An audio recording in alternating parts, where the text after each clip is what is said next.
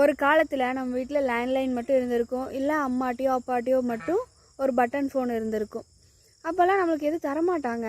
யாரும் இல்லாதப்போ இல்லை இருக்கிறப்போ ஃபோன் ரிங் ஆச்சு, நான் குடுக்குன்னு ஓடி போய் எடுத்து பேசணும்னு ரொம்ப ஆசையாக இருக்கும். அப்படி பேசுவோம்.